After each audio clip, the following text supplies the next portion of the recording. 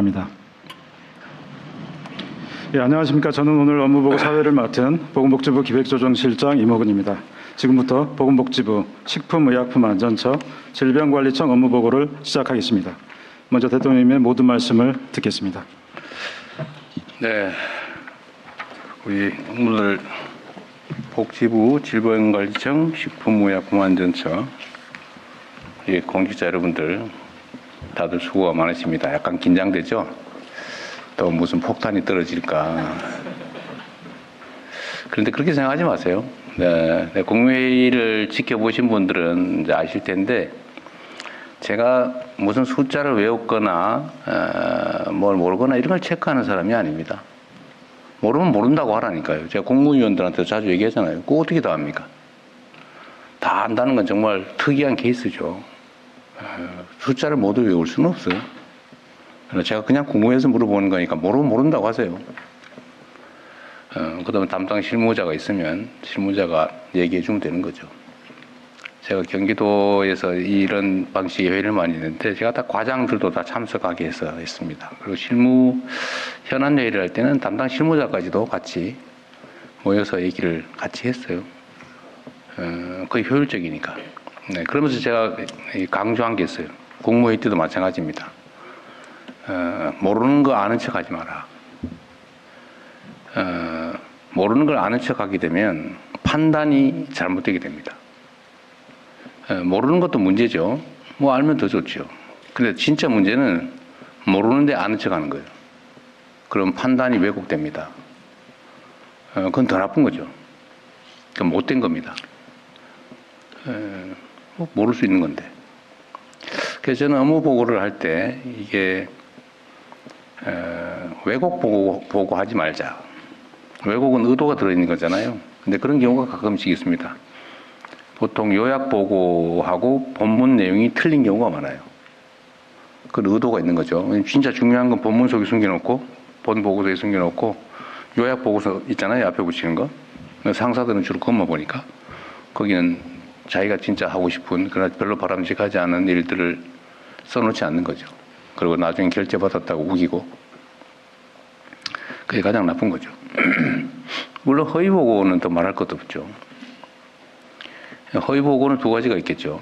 일부러 고의로 속이기 위해서 하는 허위 보고. 그거는 공무원 할 자격이 없는 거죠. 그건 정말로 엄중한 책임을 져야 됩니다. 근데 약간 곤란한 지경을 모면하기 위해서 하는 슬쩍 허위 보고가 있어요. 국회에서 많이 하죠. 곤란한 질문을 하면 슬쩍 그런 경우가 제가 있었던 것 같아요. 그러나 최소한 우리끼리는 그러지 말자는 거죠. 누가 그런 것 모른다고 해서 문제 삼을 것도 아닌데. 그래서 의도적이진 않지만 모면하기 위한 허위 보고 이런 것도 하지 마십시오.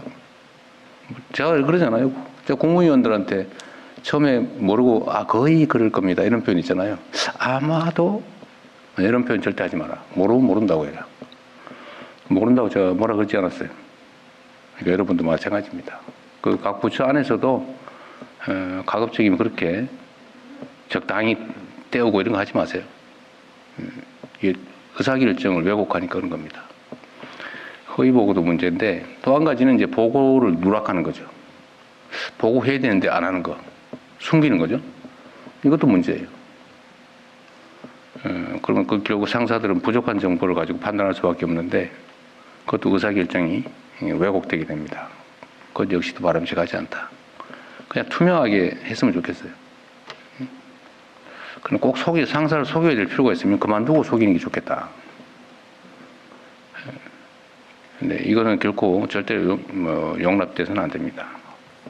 그래서 보고는 객관적으로 투명하게, 그리고 보고를 제대로 못할 정도의 일을 저질렀으면 책임을 지는 거고, 또는 허위 보고를 하거나 이렇게 해서까지 관철해야 될 일이 있으면 그건 공직자로서 할 일이 아니라 개인 사업하면서 하는 게 맞다라는 게 제 생각입니다.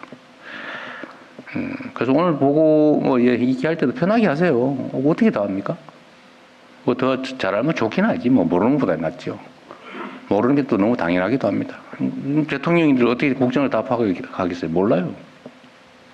그냥 궁금한 걸 몇 개 물어볼 뿐이죠.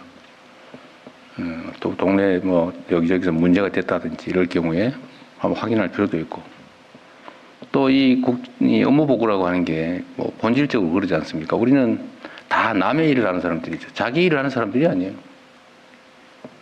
남의 일, 국민의 일을 하는 겁니다. 그것도 대신 국민으로부터 보수를 받으면서 국민에게 충직해야죠. 우리가 충성해야 될 대상은 상사가 아닙니다. 국민이죠.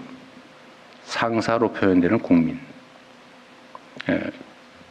가급적이면 저도 국민의 시각에서 한번 물어보는 거예요. 또 국민들이 저한테 물어보라고 요구하는 게 많아요. 저한테 메시지 요새 엄청 많이 옵니다. 최근에 한 이틀 했더니 막 이것도 물어봐 주세요. 저것도 물어봐 주세요. 엄청 많아요. 관심이 많이 높아졌습니다. 오늘 아마 업무 보고의 시청률이 엄청 높지 않을까 싶어요. 요새 넷플릭스보다 더 재밌다는 소리 있던데. 그건 아니겠죠. 어쨌든 국민들이 국정에 대해서 관심이 많아진 건 좋은 현상입니다. 여러분께서도 국민에게 보고한다 이렇게 생각하면 좋을 것 같아요. 자, 이제 시작해 볼까요? 네, 말씀 감사합니다. 이어서 업무 보고가 있겠습니다. 순서는 보건복지부와 이에 대한 토의를 진행한 후에 식품의약품안전처 업무 보고 및 토의를 이어서 하도록 하겠습니다. 먼저 보건복지부 장관이 보고하겠습니다. 보건복지부 장관 정은경입니다. 대통령님을 모시고 국민 여러분께 보건복지부 업무를 보고드리겠습니다. 주요 성과, 추진 방향, 중점 추진 과제 순으로 말씀드리겠습니다. 주요 성과입니다. 통합돌봄 시범 사업을 전국으로 확대하고 발달장애인 긴급돌봄 서비스를 도입하였습니다. 기준 중위 소득을 최대 수준으로 인상하고 의료급여 부양비를 완화하였습니다. 지역의사제 도입, 국립대병원 이관을 추진하는 등 지역 필수 공공의료 강화를 본격 추진하였습니다. K바이오 의학산업 대도약 전략을 추진하고 AI 대전환 등 미래 변화에 대비하였습니다. 정책 추진 여건입니다. 초고령화가 심화되어 의료와 돌봄 수요가 급증하고 있습니다. 사회 구조 인식 변화로 사회적 고립 등 새로운 복지 수요가 증가하고 있습니다. 지역 간 의료 격차와 의료 자원 쏠림이 심화되고 있습니다.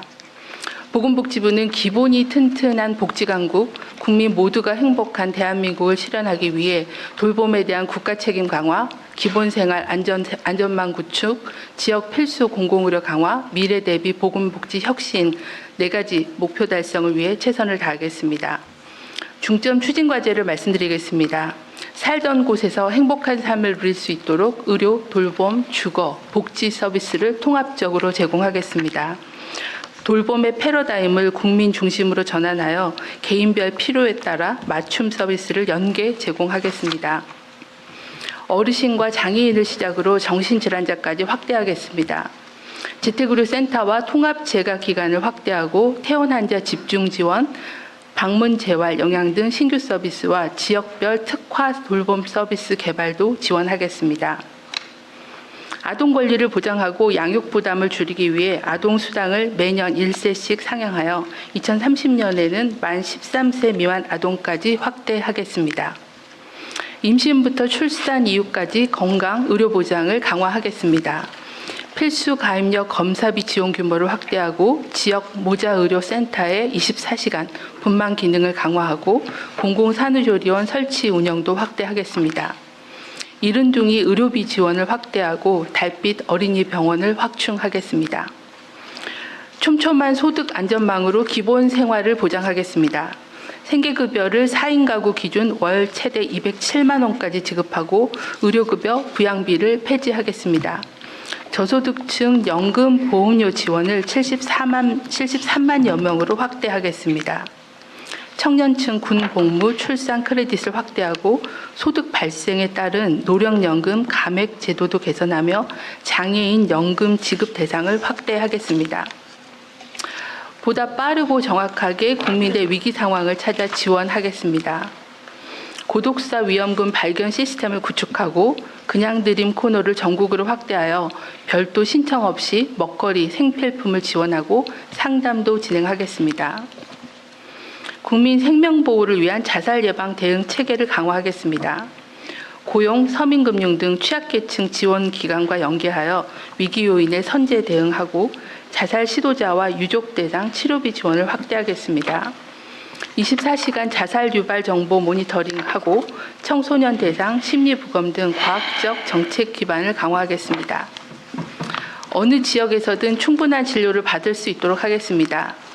국립대병원을 거점 책임병원으로 육성하고 공공병원 확충 로드맵을 마련하겠습니다. 보다 촘촘한 지역의료 체계를 위하여 상급종합병원은 중증질환 중심 진료로 전환하고 필수 의료 제공을 위한 포괄 2차 병원 육성과 지역사회의 1차 의료 혁신을 함께 추진하겠습니다. 우수한 의사가 지역 필수 공공의료 분야에서 일할 수 있도록 계약형 지역 필수 의사제를 확대하고 지역 의사제를 도입하며 공공의대를 설립하겠습니다. 지역 필수 공공의료의 제도적 기반 마련을 위해 필수 의료 수가를 적정 보상하고 불가항력적 의료사고 보상을 확대하겠습니다. 안정적 투자를 위한 지역 필수 의료 특별회계를 신설하고 의료혁신위원회, 시민 패널 운영을 통해 국민 참여 의료혁신 전략을 수립하겠습니다. 전국 어디서나 적시에 응급의료 서비스를 제공하겠습니다. 보건복지부가 책임지고 중증 응급 환자가 골든타임 내에 적정 치료를 받을 수 있도록 하겠습니다. 응급의료 상황실에서 중증 응급 환자 이송 전원을 통합 관리하고 응급 질환별 진료 네트워크를 확대하고 우선 수용병원을 지정하겠습니다. 최종 치료 역량 기준으로 응급의료 기관을 재편하고 중증 환자를 적극 수용한 경우 사법 리스크는 완화하고 성과 보상을 강화하겠습니다. 바이오 헬스 초격차 기술 확보로 잠재 성장률 반등을 견인하겠습니다. 임상 3상 특화펀드를 신규 조성하고 AI 디지털 의료기기에 집중 투자하겠습니다. 첨단 재생의료 치료제도를 활성화하고 화장품 수출 지원을 강화하겠습니다. AI 기술로 의료 복지 돌봄을 혁신하겠습니다. 공공의료 AI 고속도로를 구축하고 응급 중환자 실시간 대응과 원격 협진에 AI 기술을 적용하겠습니다. 아동수당 등 보편적 복지급여는 자동 지급하고 소득재산조사가 필요한 선별급여는 심사 자동화를 추진하겠습니다. 돌봄 기술에 AI를 접목시켜 돌봄 인력 업무 부담을 경감하겠습니다. 국민 일상 속 작은 과제부터 꼼꼼히 챙기겠습니다. 체중증 발달장애인 긴급돌봄 확대, 희귀질환 치료제 신속급여 등 국민 기본 생활을 지원하겠습니다. 노인부부 동일병실 입원 허용 및 연명의료 대상 확대 등 규제 개선도 추진하겠습니다. 복지부는 국민이 행복한 대한민국을 만들기 위해 아동 삶의 만족도를 높이고 지역 간 건강 격차를 줄이는 등 정책 성과를 꾸준히 창출해 나가겠습니다.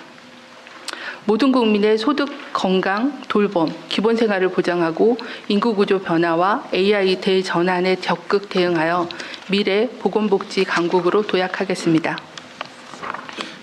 보고 감사합니다. 다음은 업무보고와 관련된 토의를 시작하겠습니다. 네. 보건복지부는 하는 일이 진짜 많죠? 네, 많습니다. 네. 이거 요약한 걸 텐데 이거 말고도 엄청나게 많을 겁니다. 예, 갈수록 또 일이 줄어드는 게 아니라 늘어나는 게 이 부처의 특성 같아요. 어쨌든 수고 많으십니다.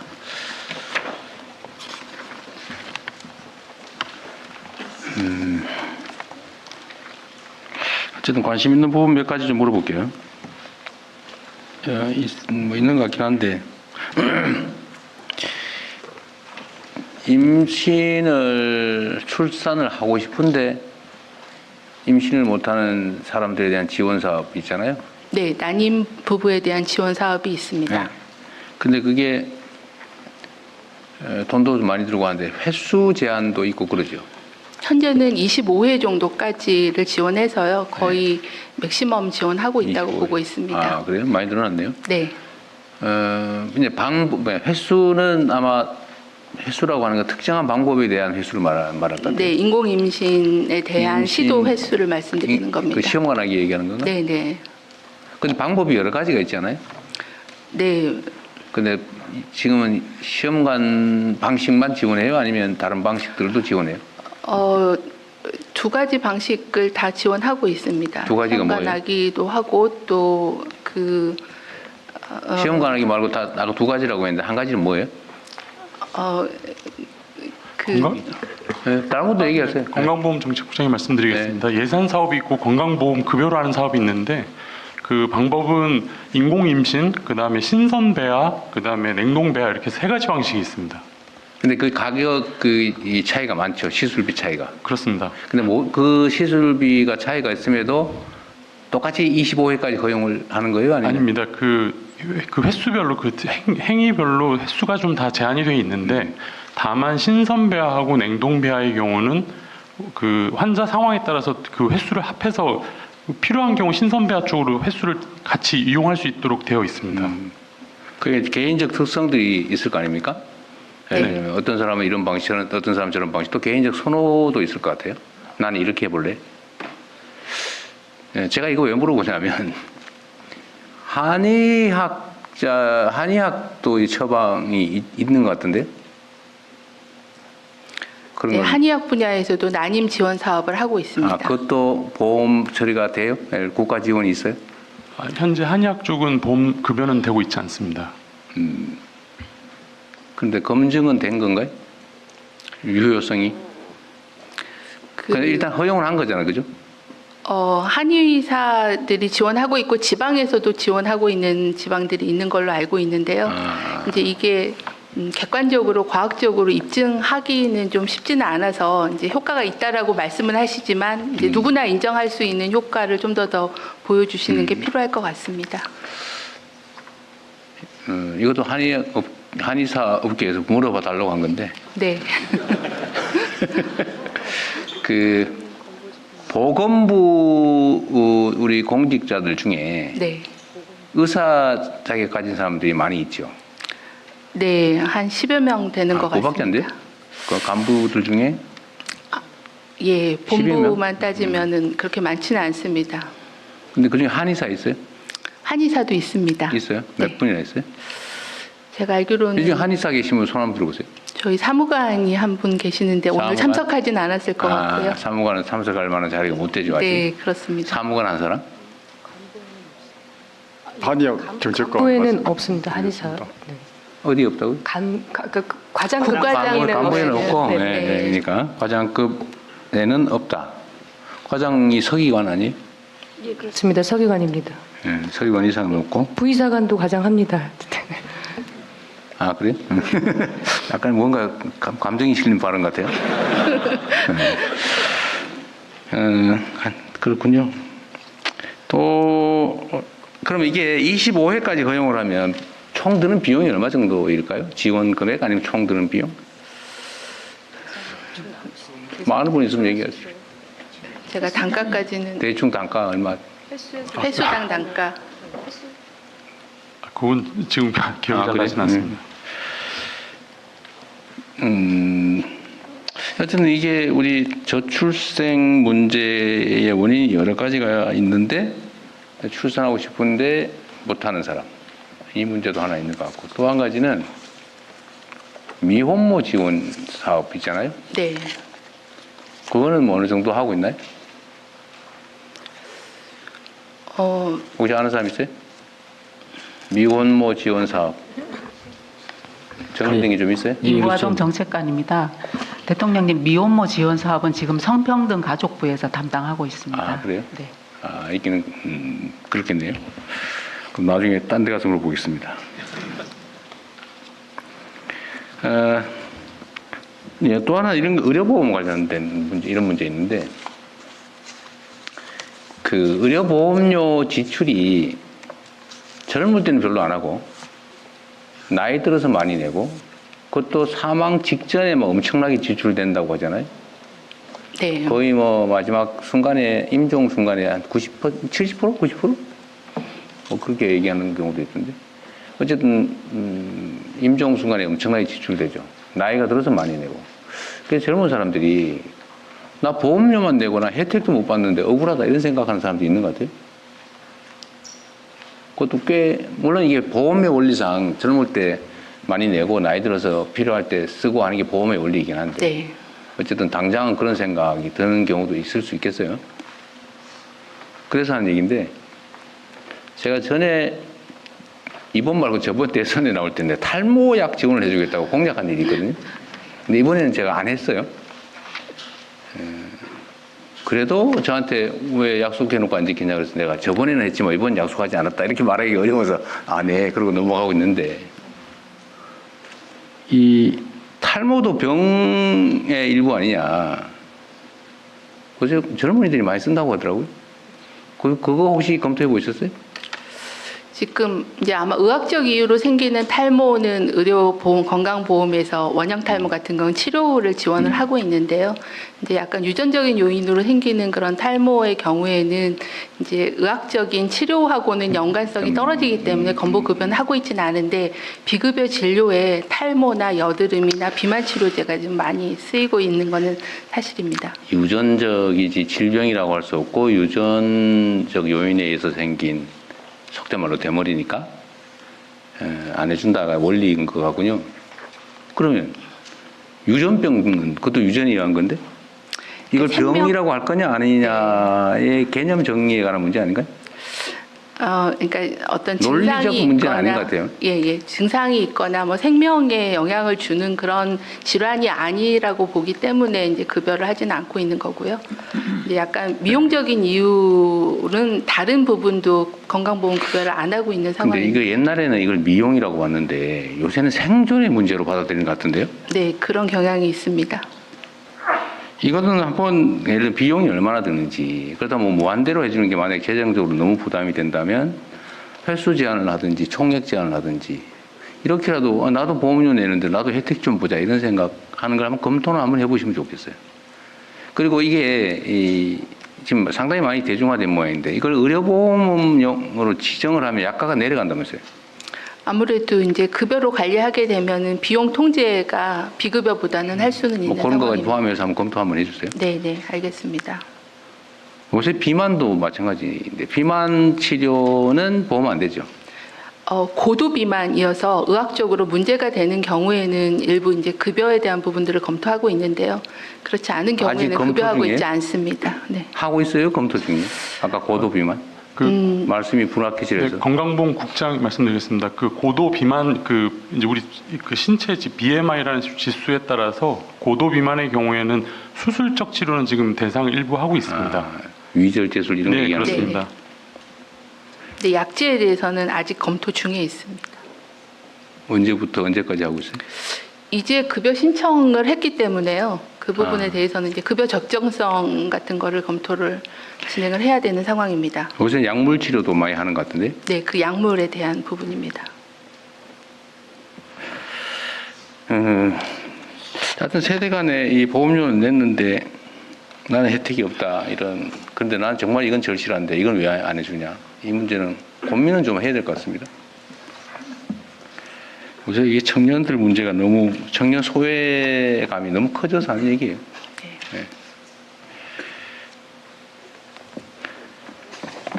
그리고 자살 예방 사업도 있던데 아까 보니까 그 총리님이 총괄하시는 거죠?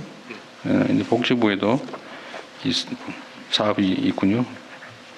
이제 민간 단체에도 이런 사업이 있더라고. 뭐 아까 여기 오늘 있더라고요. 예. 일단 한번 보겠습니다. 그러면.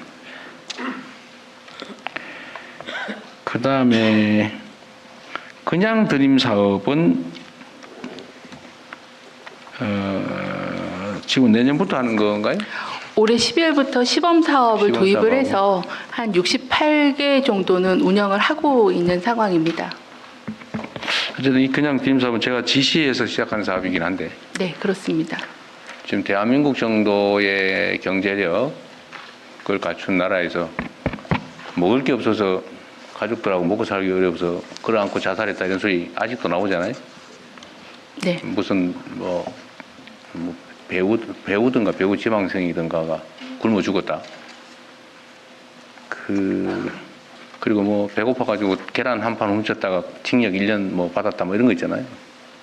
저는 이게 우리나라 사회에서 아직도 그런 얘기가 나온다는 게 이해가 아직 안 됩니다. 결국 시스템의 부재 아니냐. 네. 그 얼마 된다고. 그 사람을 이 계란 한 판 훔쳐가지고 잡혀가지고 경찰서 유치장에 갇혀 있다가 수사를 받고 재판을 받고 감옥을 보내가지고 징역 살리고 이 비용이 얼마나 많습니까, 그죠? 네, 사회적 비용이 큽니다. 네, 엄청나죠.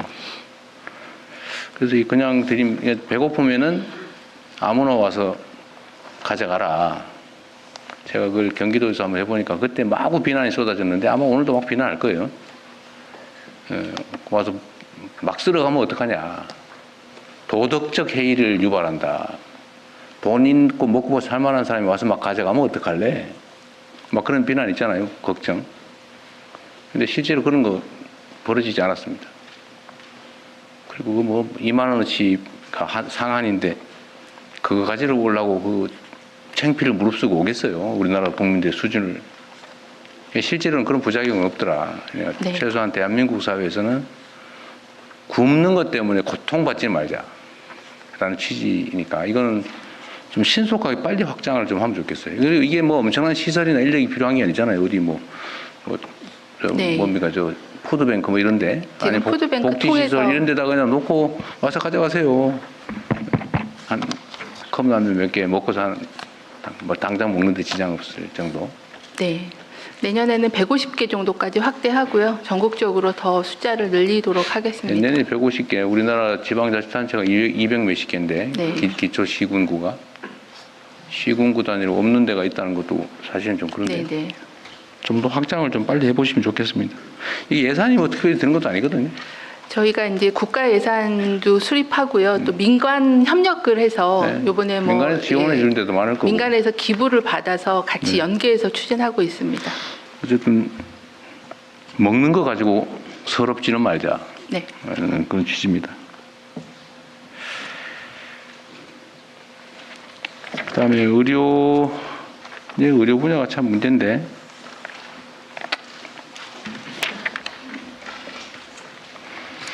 지금 이게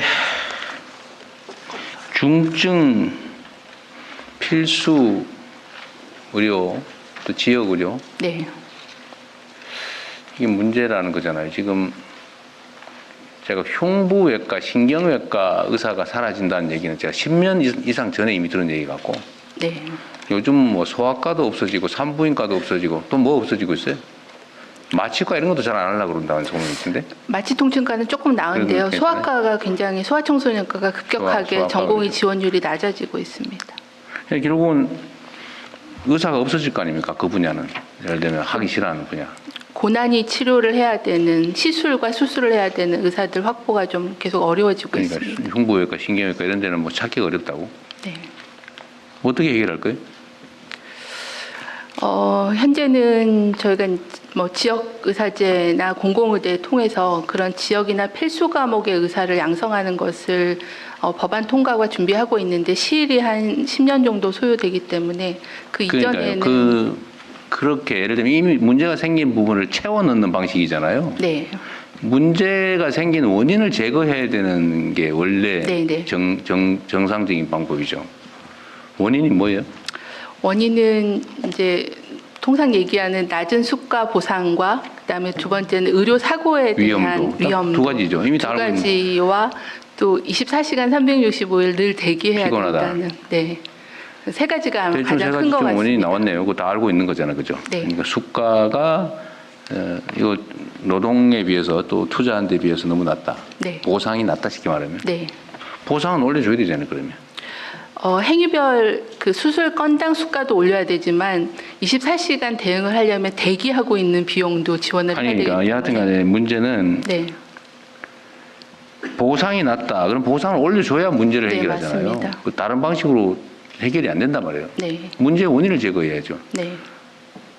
그 우리나라 의료보험 체계에 이 말이 맞는지 한번 판단해 보세요. 경증에 대해서는 보상이 너무 크고 네. 경증. 네. 막 감기, 막 안 가, 병원 안 가도 될 때 막 병원 가도 다 그냥 1,000원만 내면 다 해주고. 지금 1,000원인가요? 본인 부담금? 예, 그 비율이 의료기관 종별보다 좀 1,000원, 다릅니다. 대충 1,000원이죠. 네. 어르신들은 1,500원? 네, 1,500원. 네. 그러니까 아주 경증에 대해서는 보장 지원율이 엄청 높은데 예를 들면 무슨 수술을 한다든지 제가 전에 보니까 출산을 하는데 그 저산소증으로 예를 들면 이 뇌사 상태 되는 거 뭐라 그래? 뇌손상. 뇌손상이 네, 오면 그 식물인간 되잖아요. 네네. 제가 한 20년 그 이전이죠. 그 전에 뇌사 어린이에 대해서 의사들 상대로 손해배상 소송을 내가 해본 일이 네, 있는데 뇌성마비 그 아이들. 나중에 미안해서 못 하겠더라고요. 이게 의학 체계는 5분마다 저산소증 여부를 체크하고 산소 포화도 체크하고 완전히 복잡하게 돼 있어요. 근데 하나도 못 지켜요. 근데 의료 그 후에 내가 들어보니까 아이 출산하는데 뭐 지원 의료비가 50만 원이라고 하는 것 같더라고요. 50만 원 가지고는 전혀 비용이 안 된다는 거예요. 네. 그러니까 이 시스템 자체가 저수가 제도. 그러니까 돈은 50만 원밖에 안 주고 요구되는 거는 500만 원도 더 되고. 그러니까 한 70만 원치 하면서 버티다가 사고 나면은 집안 망하고 평생 아니 망하고 이렇게 되니까 그 산부인과 이런 거 하겠냐 말이에요. 그러면 원인을 제거를 해야 되는 거 아니냐 힘들더라도. 네. 그냥 뭉개고 넘어갈 게 아니고 의사를 지역 의사니 뭐 공공 의사니 막 해가지고 보충하면 뭐 하겠어요. 나중에 시간 지나면 다 도로 네네. 사라지겠죠.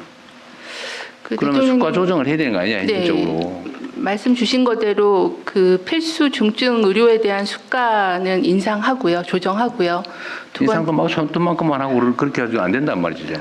좀 그 수가가 좀 고평가되어 있는 데는 좀 줄이고 낮은 수가는 조정하는 작업을 진행하고 있어서 내년 초에 전반적인 수가 조정을 할 그러니까 계획을 가지고 의료보험료 보험비 지출이 있습니다. 네, 안 가도 될 아주 경증에 대해서 너무 많이 지원하는 거 아니냐. 네, 네.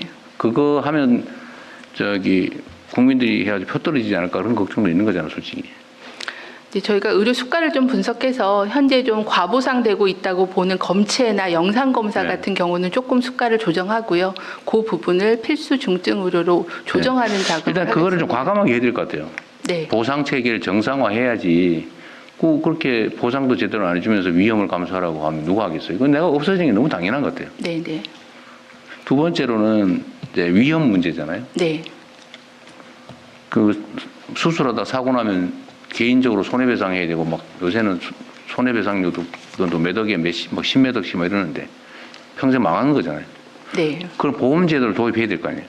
네, 그래서 저희가 책임보험을 도입하고 고액 배상에 대해서는 국가가 지원하는 제도를 그러니까요. 설계를 하고 있습니다. 보험해주고 그리고 또 형사처벌 문제도 있으니까 네, 두 가지는 일부러 그런 게 아닌데 교통사고처럼 무한 보험이 들어있거나 합의가 되거나 이러면 뭐 특별한 예외를 빼고는 처벌하지 않는 이런 특례법도 빨리 제정해야 되는 거 아닙니까?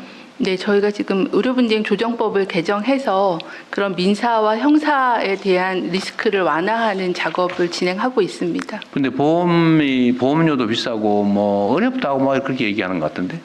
그래서 올해는 저희가 그 상가 분만 의사들과 소아를 주로 보는 의사들에 대해서는 한 15억 정도까지 민사 배상을 할 수 있는 그런 보험을 지원을 근데 했고요. 15억까지만 해주면 그러면 15억 5천만 원은 안 해준다는 얘기인데 네, 한도가 지금 현재는 그렇게 설정되어 있습니다. 그러면 역시 내가 예를 들면 현실적으로 사고를 내서 15억 원어치까지는 보장이 된다. 근데 16억 넘어가고 식물인간 돼가지고 이럴 경우는 보상이 안 된다. 보장이 안 된다. 내가 개인적으로 책임져야 된다. 이러면 여전히 회피할 것 같은데? 그 부분은 이제 그 배상 금액 자체가 계속 조정되고 있어서 그 보험 제도에 대한 거는 계속 환경 변화를 반영해서 개선할 그러니까 이게 막 계획입니다. 그 억지로 막 의사를 막 해서 밀어넣는 것도 하긴 해야 되는데 워낙 급하니까. 네. 근데 근본적으로 원인 제거에 좀 더 신경 써야 될 것 같아요. 네, 대통령이 말씀 주신 대로 수가 조정하는 부분과 또 민사 형사 소송에 대한 부담을 완화하는 것과 또 그 근무 부담을 좀 낮춰줄 수 있는 네트워크 활성화 이런 부분들을 계획하고 있습니다. 그러니까요. 이제 제가 이 얘기를 이제 길게 하는 이유가 뭐냐면 이제 이 장면을 많은 분들이 지켜보게 될 텐데 이 정책에 있어서는 이 포퓰리즘을 많이 피해야 된단 말이에요. 네, 근데 지금 사실 우리 국민 개개인 입장에서 생각해도 내가 중증에 대해서 치료를 받지 못한다. 그럴 상황이 발생할 수 있다는 게 더 문제 아닙니까? 네, 예를 들어 의사가 진짜로 저기 없어요. 신경외과 뭐 예를 들어 흉부외과 이런 사람이 없어서 뭐 개복 뭐 가슴 여는 이런 수술 못 한다. 내가 그런 병이 중병이 걸렸다. 그 치료 못 받고 의사가 없어가지고 응급실 뺑뺑이 막 돌다가 죽었다. 이런 상황을 맞이하느냐 아니면 내가 감기 치료 그냥 약 사 먹으면 되거나 뭐 이런데 이럴 때는 병원 안 가고 또는 1,500원 낼 거 2,000원 내고 이렇게 내가 좀 더 부담하는 걸 내가 감수할 거냐. 네. 를 합리적으로 판단해야 될 거 아닙니까? 네. 논쟁을 해서라도. 네. 그래야 정상적인 사회가 되잖아요. 그렇게 해야 재원을 마련할 수 있잖아요. 중증 환자에 대한 보상을 제대로 하려면 뭔가 재원을 딴 데서 절감을 해야 되는데 네. 그것도 꼭 필요하지 않은 비용은 좀 줄이자 라고 하는 점을 우리 국민들께서도 좀 이해를 해 주셔야 된다 그 말이죠. 네, 맞습니다. 그렇다 보험료 계속 올릴 수도 없고 안 해도 될 지출은 좀 줄이자 라는 얘기도 보건복지부 장관님이 설득을 좀 많이 해보세요. 네, 그러겠습니다. 그래서 의사도 좀 늘리긴 늘려야 되고 그죠? 네. 그 다음에 닥터 헬기 있잖아요. 닥터 헬기. 네. 지금 100 뭐더라 의사 이름이 뭐였죠? 100 이국종 교수. 이국종 그렇지 네, 아니었고 아주 예. 이국종. 예. 그냥 뭐 요새는 아예 군 병원으로 가버렸던데 이 닥터 헬기는 사실 비용이 좀 많이 드는 측면도 있고 운영하기 힘들죠. 의사가 탑승을 하기 의사도 타야 때문에 되고 인건 비용이 있고요. 헬기를 유지하는 비용 등이 상당히 그리고 듭니다. 동네 사람들이 헬기 시끄럽다고 싫어하고 네, 그런 민원도 예, 많습니다. 아무 데나 내리지 말라고 막 반대하고 예, 예. 그럼에도 불구하고 네. 누군가가 중상으로 갑자기 죽게 생겼는데 지상으로 앰뷸런스 타고 이동하다가 길 막혀가지고 죽고 이러면 안 되잖아요. 그죠? 네, 중증 환자한테는 꼭 중증 필요한 외상 환자는 꼭 필요하잖아요. 이거를 좀 이걸 한번 검토해 보시면 어떨까 싶어요. 지금 권역을 14개인가 쪼개놨죠. 지금 한 12개, 12개? 14개, 응급은 14개. 네. 네. 그다음에 중증 외상센터도 전국에 몇 개 있어요? 17개가 17개나 있어요. 네. 너무 많은 것 같아요. 네. 특히 헬기로 비행기로 수송하는 거는 사실은 금방 되잖아요.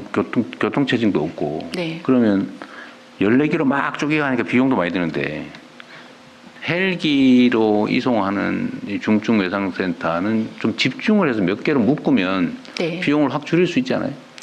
저희가 내년에는 한 5개 광역 단위로 그런 아주 레벨 1 정도의 통합해서? 외상센터를 키우고 거기에 헬기를 좀 더 배치해서 전국을 다 커버할 수 있을 네. 거라고 생각해서 내년에는 2개소를 거점 외상센터로 최종적으로는 5개 정도로 나온다. 네, 광역 정도를 생각하는데요. 내년에는 2개 정도를 하는 예산을 확보를 했습니다. 말 안에 들을 걸 했네. 네.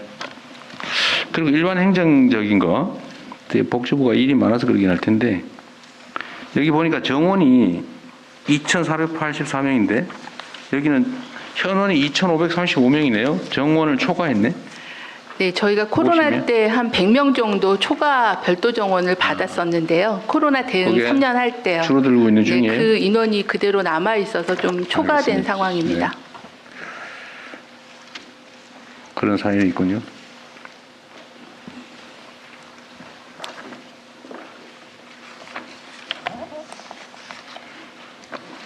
연금도 여기 소관인가요?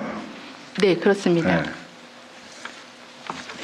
이게 연금 고갈 연도가 언제냐 가지고 논쟁도 많고 그래서 뭐 연금 개혁해야 되는데 구조 개혁도 해야 된다. 저번에 연금 보험료하고 또 뭐라 그래 그 소득 대체율 그건 이제 네. 입법이 됐으니까 네, 모수 문제는 개혁을 이제 구조 개혁을 해야 된다. 그런데 최근에 주가가 올라가지고 150조인가 200조인가 늘어나면서 고갈 연도가 뭐 20몇 년, 30몇 년 이렇게 늘어났다면서요? 네, 그 정도의 수익률을 저희가 이제 5.5% 수익률을 낼 경우에는 2071년이라고 추계를 하고 있는데요. 이제 수익률이 5.5%를 더 넘어서게 되면 기금 고갈 시기가 더 지연될 거다라는 그런 보도들이 네. 많이 있었습니다. 근데 일단 올해 하반기만 한 150조 원 주식시장 활성화를 한 150조 원 이상 벌었다는 거 아니에요? 현재 수익은 200조 넘습니다. 200조 넘어요? 네, 평가 수익이 그렇습니다. 평가손익입니다만. 그러면 국민연금공단도 주가 상승의 혜택을 엄청 본 거네요. 즉 국민들도 혜택을 많이 본 거네요. 네, 국내 주식 상승률이 가장 높게 평가되고 있습니다. 근데 연금은 국내 주식 보유 한도를 정해놨는데 주가가 올라가지고 초과해버렸다는 설이 있던데. 네, 저희가 아마 목표 배분이 14.9%인데요. 지금은 평가액 자체가 높아져서 한 15, 6%까지 이제 팔아야 계속 되겠네? 변동하고 있는데요. 아직 그 상한치에 도달한 상황은 아닙니다. 아실 얘기 있어요? 아니 한번 얘기 한번 해보죠. 앞으로 전망이 어떤지, 그 국내 주식 보유 비율을 어떻게 할 건지 이따가 어차피 한번 얘기하려고 그랬는데 그냥 예. 여기서 한번 해보시죠. 그런 의문을 가는 게 좀 사실입니다. 국내 증시가 잘 되는데 국민연금이 더 많이 보유하면 그만큼 국민연금도 득이 되고 우리 국민들의 노후 보장도 덜 들어지는 거 아닌가라는 그런 말씀도 있는데요. 최근 10년 동안의 그 국내 해외 주식의 이익의 차이를 보면 그동안에는 압도적으로 해외 주식의 수익률이 높았습니다. 근데 올해 유독 오히려 국내 주식의 투자율이 높기 때문에 저희가 정해져 있는 투자 한도가 있는데 그걸 넘어서서 오를 하고 있고요. 내년에 이렇게 계속 우리 국내 증시가 좋을지 어쩔지는 예측이 불가능합니다만 그런 상황에 신속하게 대응하기 위해서 저희가 조금 투자 지침 기준들을 조금 변경하려고 합니다. 그거 내년에 아마 네. 기금 운용을 개최하면 가능할 것 같습니다. 그래서 고민을 좀 많이 해야 될 것 같아요. 이게 뭐 여기서 할 얘기인지 잘 모르겠지만 대한민국 주식시장이 저평가되어 있던 건 명백하고 그게 10수년 동안 다른 나라는 다 오르는데 우리나라만 우하향하면서 사실상 떨어졌잖아요, 지금. 그래서 결국은 주당 순이익이든지 주당 순자산이 뭐 턱없이 저개발국, 개발도상국보다도 더 낮고 지금 그런 상황이 아주 오래 지속됐잖아요. 요즘 그게 조금 개선되고 있는 중이죠. 그게 대부분은 지배구조 때문이다. 후진적 시장 구조 때문이다. 대한민국 주식은 못 믿겠다. 정상 거래가 안 된다. 이렇게 되는데 이걸 정상